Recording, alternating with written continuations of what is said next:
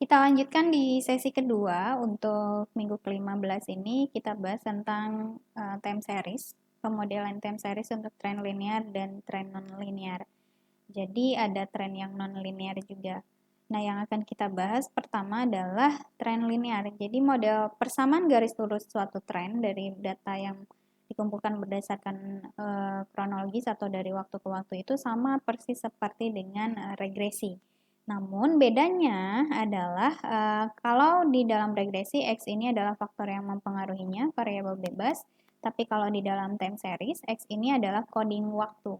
Coding waktunya kapan dikumpulkannya. Jadi hari pertama, hari kedua, hari ketiga dan seterusnya. Jadi X di sini adalah coding waktu. Jadi angka 1 di sini hari pertama bukan nilainya 1 dan seterusnya sehingga agak berbeda dengan regresi di dalam perhitungannya karena kita menggunakan coding waktu bukan nilai yang sebenarnya.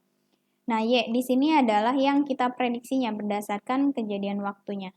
Kemudian nilai A dan B di sana itu kita hitung menggunakan persamaan ini. Jadi A di sini adalah jumlah Y dibagi dengan N atau rata-rata observasinya berapa. Nilai dari observasinya berapa, kemudian B itu adalah jumlah perkalian dari coding waktu terhadap nilai Y dibagi dengan ini sigma X kuadrat ya, saya koreksi. Dibagi dengan jumlah dari coding waktu kuadrat. Nah, yang harus Anda catat, ingat mungkin nanti Anda dengar model regresi time series. Nah, itu berbeda dengan apa yang kita bahas. Jadi, di regresi linear itu kan sudah saya sebutkan ketika non-autokorelasinya tidak terpenuhi, kita harus menggunakan model regresi time series. Salah satunya ya. Nah, yang kita bahas hari ini itu berbeda dengan model regresi time series yang saya maksud di sana. Yang akan kita bahas adalah model trend linear time series. Jadi bukan model regresi time series, tapi model trend linear time series. Nah, tadi yang akan kita olah datanya itu adalah codingnya waktu coding dari waktu sehingga ada ketentuan bagaimana kita caranya memberi coding terhadap waktu dari datanya. Nanti kan ada jumlah ukuran sampelnya ganjil, ada yang jumlah ukuran sampelnya genap. Nah, ketika ukuran sampelnya ganjil atau waktunya itu ganjil, jadi tahun yang terletak persis di tengah itu disebut sebagai tahun dasar dan nilai codingnya adalah 0. Misalnya di sini kan dari 1980. Nah, ini dari 1980 sampai 84, titik tengahnya dari 982 yaitu tahun tengahnya ini disebut sebagai codingnya yaitu 0. Kemudian yang harus Anda ingat, pertengahan tahun dasar itu pertengahan tahun kan dari tahun itu ada Januari sampai dengan Desember. Nah, pertengahan tahun dasarnya itu di pertengahan tahun yang di antara Juli dan Agustusnya. Itu yang disebut sebagai tahun dasar. Kemudian untuk tahun sebelumnya itu diberi coding minus 1, minus 2, dan seterusnya minus 3, dan seterusnya. Kemudian tahun setelahnya itu positifnya, positif 1, positif 2, dan positif 3. Dan ingat nilai ini adalah pertengahan tahunnya. Jadi pertengahan tahun. Jadi ketika Anda pertanyaan, coba hitung prediksi penjualan di pertengahan tahun 1983, berarti codingnya seperti ini. Tapi kalau coba hitung prediksi di awal tahun 1983 itu codingnya 0,5. Tadi kan saya tuliskannya seperti ini. Di sini adalah titiknya. Di sini berarti 0,5, yang di sini 0,5. Setengah tahun dan setengah tahunnya. Setengah tahun awal dan setengah tahun akhir. Nah, selanjutnya untuk data yang genap. Data yang genap artinya tahunnya itu ada genap sehingga pertengahan tahunnya itu di antara akhir tahun 1982 dan awal tahun 1983 ini adalah nolnya. Namun untuk mempermudah berarti kan sampai ke pertengahan tahun 1982 itu nilainya adalah minus 0,5 setengahnya. Jadi saya tuliskan di sini ya. Ini tahun 82, ini tahun 83. Nah, ini adalah tahun dasarnya 0 di sini. Akhir tahun 82, awal tahun 83. Nah, ke pertengahan tahun 82 ini adalah Juli Agustusnya. Itu nilainya adalah minus 0,5 dikali 2. Jadi di sini minus 0,5, tapi untuk mempermudahnya dikalikan dengan 2. Jadi nilainya adalah minus 1. Kemudian seterusnya juga sama, nanti ke tahun 81-nya juga kan sampai ujung dari awal pertengahan tahun 82 sampai dengan pertengahan tahun 81-nya itu jaraknya 1,5, berarti dikalikan 2 minus 3. Nah, itu cara pengkodingannya, sehingga untuk datanya genap Anda gunakan minus 1, minus 3, minus 5, kemudian yang ke bawahnya 1, 3, 5, dan seterusnya. Nah, contohnya seperti ini. Kita memiliki data penjualan dari tahun 85 sampai 89. Kebetulan datanya data ganjil, sehingga gunakan codingnya. Pertanyaannya adalah tentukan persamaan tren linearnya, kemudian hitung penjualan menurut persamaan tren linear yang diperoleh. Kemudian hitung prediksi penjualan untuk tengah tahun 1990 dan awal tahun 1991. Tadi ingat ya, pertengahan tahun itu tahun dasarnya. Nah, selanjutnya kita hitung dulu penjualannya tahun 85, ini adalah datanya, Anda jumlahkan, ini adalah sigma Y. Sigma Y cari nilai A, sigma Y 50 dibagi 5, nilainya adalah 10. Kemudian coding waktunya, karena datanya ganjil, pertengahan tahun tengahnya itu adalah 0, minus 1, minus 2, kemudian 1, 2. Jumlahkan, ini adalah sigma X. Kemudian coding waktunya Anda kuadratkan, nilainya 4, 1 kuadrat minus 2 kuadrat, minus 1 kuadrat, 0, kemudian 1 kuadrat, dan 2 kuadrat. Hasilnya Anda jumlahkan, ini adalah sigma X kuadrat. Nah, yang di sini tadi saya koreksi, ini adalah kuadrat.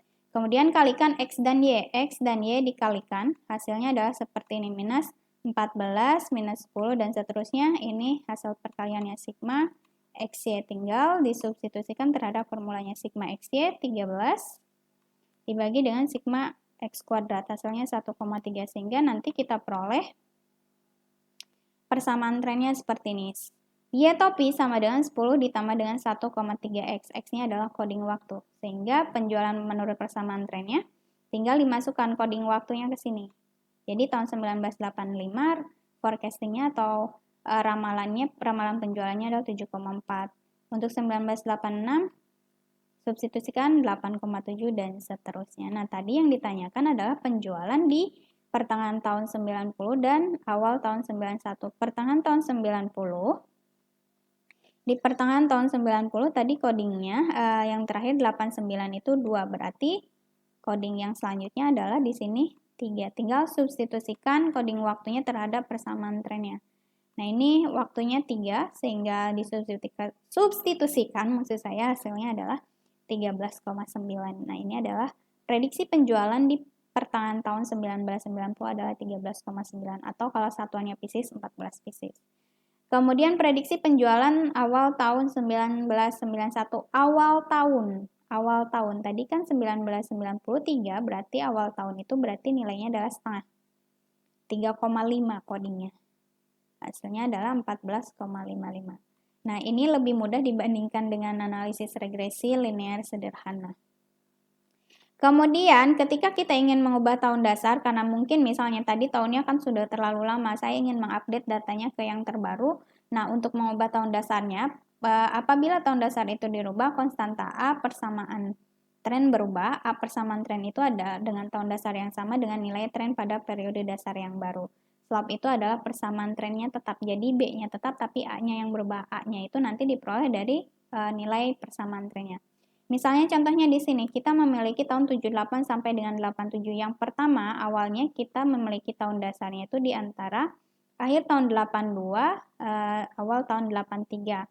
Tapi ingin dirubah ke tahun dasarnya di tahun 85, sehingga 85 ini dirubah menjadi 0 codingnya. Nah, untuk merubahnya, nilai B di sini akan tetap 42, tapi kalau A baru itu adalah nilai tren pada tahun itu. Jadi masukkan 780, 42 dikalikan codingnya 5, hasilnya 990, sehingga diperoleh persamaan tren yang barunya adalah Y topinya 990 ditambah 42X.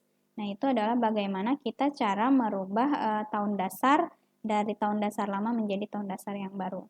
Kemudian merubah tren tahunan, misalnya tren tahunan merubah menjadi tren bulanan.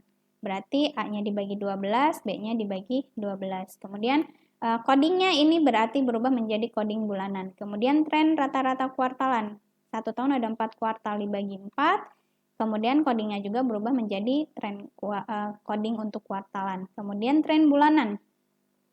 1 bulan itu ada 12, kemudian dibagi dengan 12 kuadrat, U-nya juga berubah. Ini codingnya berubah menjadi bulanan. Tren rata-rata bulanan dengan tren bulanan itu berbeda. Tren kuartalan juga sama, tinggal dirubah dibagi U-nya. Codingnya juga akan berubah mengikuti. Nah, karena tidak semua data yang kita kumpulkan itu trennya linear, maka ada beberapa hal yang harus Anda catat. Kita bisa menghitung tren non-linear juga. Kalau tren non-linearnya ada tren kuadratik, ada tren eksponensial. Kalau tren kuadratik, nanti persamaannya y topis sama dengan A ditambah BX ditambah dengan CX kuadrat. Kemudian kalau persamaan trennya eksponensial, y topis sama dengan A ditambah dengan B pangkat X. Atau ln y topi sama dengan ln A ditambah dengan X ln B. Nah, untuk menghitung A, B, C-nya, kita gunakan seperti ini. Ini tidak akan susah karena kan dari hasil penjumlahan yang tadi dikalikan, dijumlahkan, dikalikan, dijumlahkan, dikuadratkan, dijumlahkan. Untuk tren eksponensial seperti ini. Nah, itu yang bisa saya jelaskan untuk menentukan bagaimana kita membuat persamaan tren linear di dalam di dalam data time series, atau bagaimana kalau trennya tidak linear, yaitu bisa menganggap tren linear kuadratik atau tren linear eksponensial. Untuk materi selanjutnya kita bahas di video selanjutnya.